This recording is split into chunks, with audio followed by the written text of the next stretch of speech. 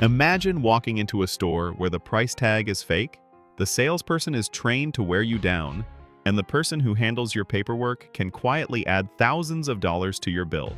And it's all completely legal. That's not a shady back alley deal. That's just buying a car in America.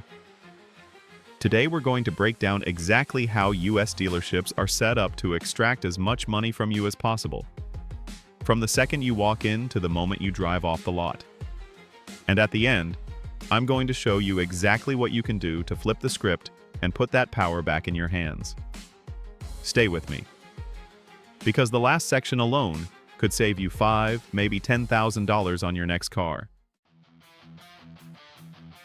Here's something most people don't know. In all 50 US states, it is actually illegal for a car manufacturer to sell you a car directly. If you want a new Audi, Ford, or Toyota, you cannot buy it from Audi, Ford, or Toyota. You have to go through a middleman, a franchise dealership. And this isn't some natural market outcome. It's the result of laws written in the 1950s, when local dealerships were pillars of their communities. They sponsored the high school football team.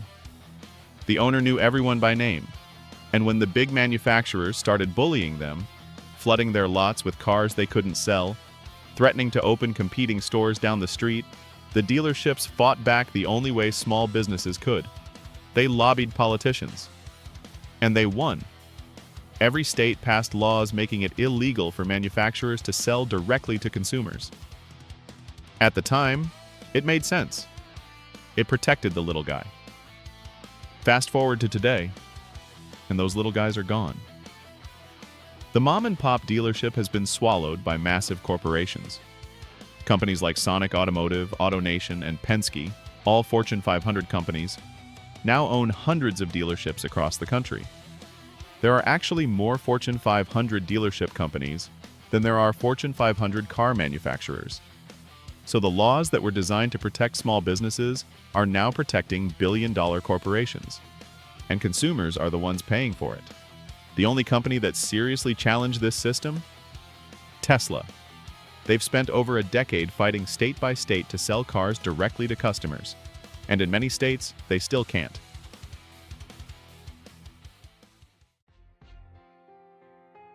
Here's something that changed after COVID that most buyers don't realize. And it actually gives you more power than you think. Before the pandemic, dealerships were flush with inventory. Lots packed with cars, salespeople relaxed, prices somewhat negotiable.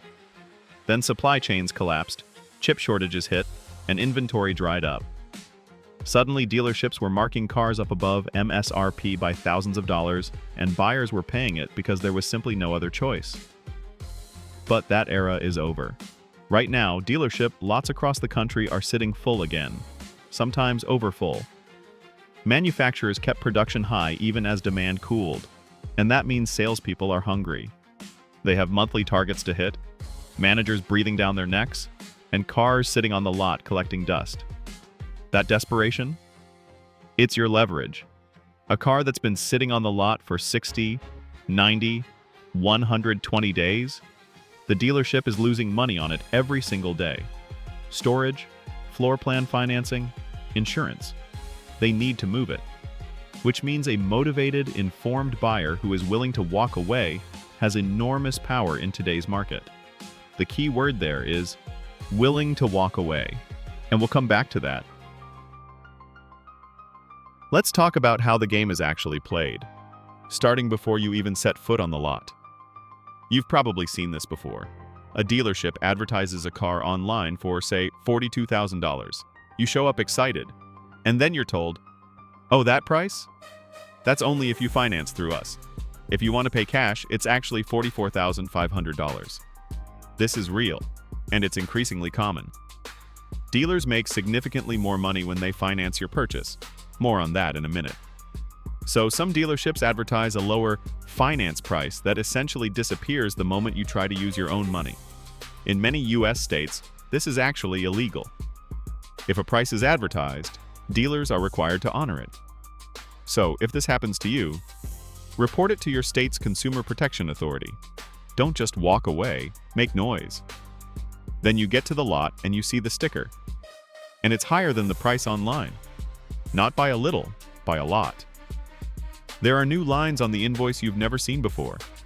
Admin fee, dealer prep fee, nitrogen tire inflation, anti-theft etching, paint protection, documentation fee.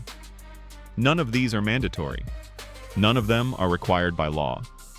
They are, in the words of one dealership that voluntarily waives them, additional profit generators. One dealership's own website actually said that. These junk fees can add anywhere from $500 to $3,000 to the price of the vehicle for services you didn't ask for, don't need, and often can get elsewhere for a fraction of the cost. Rule number 1. Every single fee that is not the MSRP, the destination charge, and your taxes and registration is negotiable or removable. Full stop.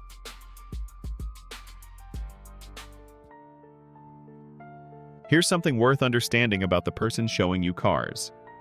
Their job is not to find you the right car. Their job is to close the deal at the highest possible price, and the tactics they use are not improvised. They are trained and rehearsed. One of the most common is called tying, or tied selling. This is when a dealership refuses to sell you the car unless you also pay for certain add-ons. Rust protection, extended warranty, paint sealant, window tinting. Sometimes these products are already printed onto your quote, hoping you won't notice.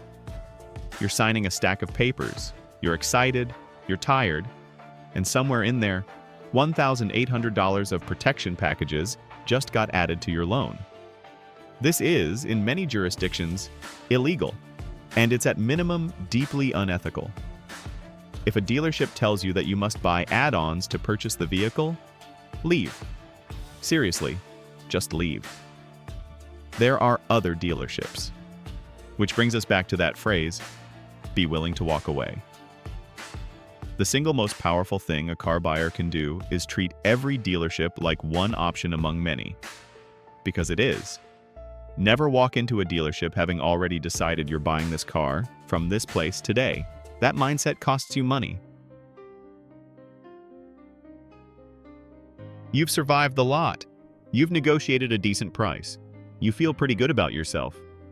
And then they walk you to the back, to the finance and insurance office. The F&I manager. This person, with their calm demeanor and organized desk, is the most highly trained salesperson in the building. At major dealership groups like Sonic Automotive, F&I managers can earn between $100,000 and $500,000 a year. They go to specialized schools. They have scripts for every objection you can possibly raise. Their job is to make money on the back end of the deal, after you've already mentally committed to the purchase. Here's how they do it. First, the interest rate markup. If you're financing through the dealership, they work with lenders who give them a buy rate, say 5%. The dealer is allowed to mark that up, sometimes by 2 to 3 percentage points, without telling you. You think you're getting a 7% rate because that's just what you qualify for. You're actually getting 5%, and the dealership is quietly pocketing the difference over the life of your loan. On a $45,000 car over 72 months, that can mean $3,000 to $5,000 straight into their pocket. Second, the add-on products. Extended warranty, gap insurance, tire and wheel protection, key replacement, windshield coverage. Some of these products aren't worthless, but all of them are massively overpriced inside that office. Gap insurance that costs $600 in the F&I office can cost $30 a year through your regular insurance provider. In 2025, Sonic Automotive announced that their F&I earnings hit record numbers, over $2,500 in gross profit per vehicle just from this one part of the transaction. Let that sink in. After you negotiated on the sticker price, after the dealer fee, after all of it, the dealership makes another $2,500 on average from the paperwork room alone. Okay, here's the part I promised you, because everything I've described so far is beatable, if you walk in prepared. Step 1. Get your financing before you go. Walk into a dealership with a pre-approved loan from your bank or credit union. Know your rate.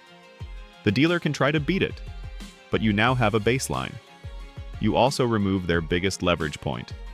The F&I manager loses a huge piece of their toolkit the moment you say, "I already have financing." Step 2. Never buy the first car at the first dealership. This sounds obvious, but almost nobody does it. Contact at least 3 dealerships for the same model. Get out-the-door quotes in writing. The out-the-door number, that's the total price including every fee, every add-on, everything, is the only number that matters. Not the monthly payment, not the MSRP, the total out the door. Monthly payment math is how dealerships hide the real cost. They can stretch a loan to 84 months and make an expensive car feel affordable, while you pay thousands more in interest. Step 3. Negotiate each part of the deal separately. Price of the car, trade-in value, financing rate, add-ons. These are 4 separate conversations. Dealers love to blend them together, offering you a better trade-in value while quietly raising the price on the new car. Keep them separate.